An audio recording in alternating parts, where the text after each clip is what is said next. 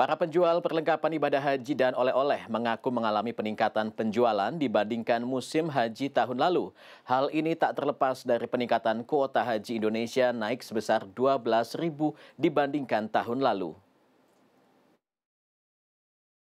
Memasuki musim haji, permintaan perlengkapan dan oleh-oleh haji pun meningkat. Terlebih di musim haji tahun 2024 ini, di mana pemerintah menambah kuota haji dari tahun lalu. Pada tahun 2024 ini, kuota haji Indonesia sebanyak 241.000 calon haji, ada peningkatan sebesar 12.000 kuota haji dibandingkan tahun 2023 yang hanya sebanyak 229.000.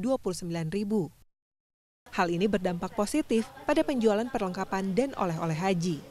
Seperti yang diakui oleh Afrizal Juansyah, pengelola tempat penjualan perlengkapan dan oleh-oleh haji yang terletak di Jalan Inhofteng, Kota Bandung. Menurutnya, awal musim haji ini sudah ada peningkatan penjualan 20% dibandingkan tahun lalu. Juan menambahkan peningkatan penjualan diprediksi masih akan berlangsung sampai akhir bulan Juli saat jemaah haji sudah pulang ke tanah air. Di fase awal ini kita di perlengkapan haji ya.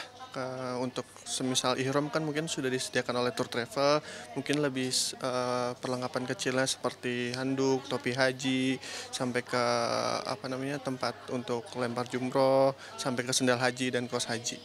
Permintaan tertingginya sih itu biasanya.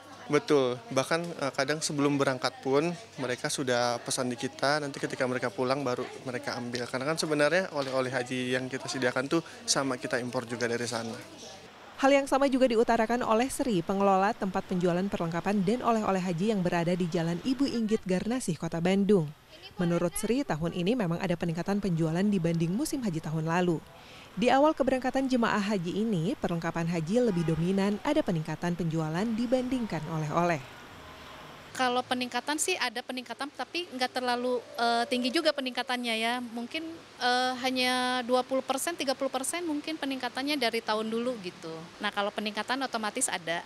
Tapi untuk, ya itu balik lagi kalau untuk peningkatan pembelian perlengkapan udah lumayan ramai juga. Sekitar untuk saat ini 40%-an ada. Seperti itu. Kalau oleh-oleh belum ramai juga, mungkin di sekitar 20%, 30%-an lah. Perlengkapan dan oleh-oleh haji ini pun diburu masyarakat yang tidak berangkat haji. Ada yang membelinya untuk dijadikan hadiah kepada teman yang akan menjalankan ibadah haji, ada juga yang digunakan untuk keperluan pribadi.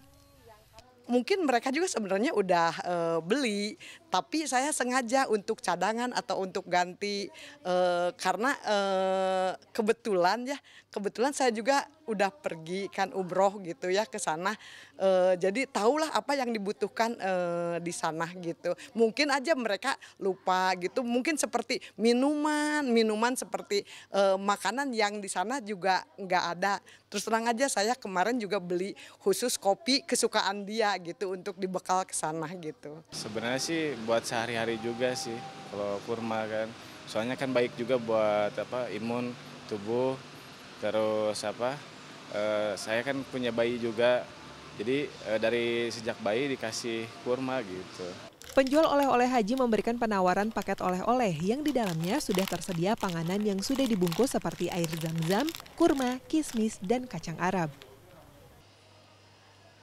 Nah, jadi di tempat penjualan perlengkapan dan oleh-oleh haji juga dijual ini paket oleh-oleh haji. Jadi bagi jemaah haji yang sudah pulang menunaikan ibadah haji, nggak usah repot-repot untuk membungkus oleh-oleh karena di sini pun disediakan paket oleh-oleh haji. Di sini udah lengkap nih, jadi tinggal dikirimkan saja untuk sanak saudara dan keluarga. Lebih praktis. Selain panganan oleh-oleh khas Arab seperti kurma, kismis, dan kacang Arab yang biasa dijadikan oleh-oleh haji, souvenir seperti boneka unta dan tas bergambar unta banyak diburu para jemaah haji untuk dijadikan oleh-oleh. Mita Handayani, Sidki Irfan, Bandung, Jawa Barat.